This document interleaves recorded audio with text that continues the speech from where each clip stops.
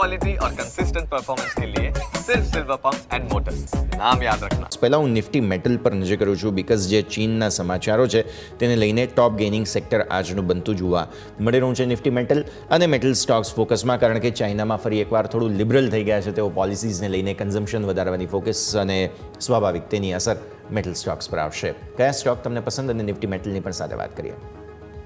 Yes, Nifty મેટલમાં એક સારો એક બેઝ બની ગયો છે. બેઝ બન્યો 200 દિવસની એવરેજ પાસે અને ત્યાંથી એક સ્લો એન્ડ સ્ટેડી મૂવ આપણને બાઇંગનો જોવા મળેલો છે. ઓવરઓલ ઇન્ડેક્સની વાત કરીએ તો અને સ્ટોક સ્પેસિફિકમાં બી સારું એક્શન આપણને જોવા મળે છે.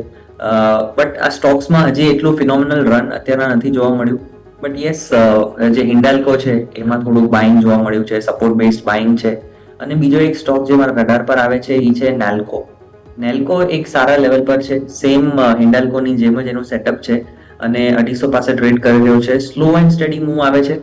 મને એમ લાગે છે કે જસ્ટ જો ચાઇના તરફથી સારા સંકેતો અગર હજી આવે તો મને એમ લાગે છે કે આ 250 વાળો આપણને 260-65 નો ભાવ બતાડી શકે છે. મેજર સપોર્ટ જે બની આવે છે, જે સ્ટોપ લોસ આપણે મેન્ટેન કરવો એ 242 નો છે. જ્યાં સુધી એ બ્રેક નથી થતો મને એમ લાગે છે કે નેલ્કોમાં એક સારી મૂવ આપણને જોવા મળી છે.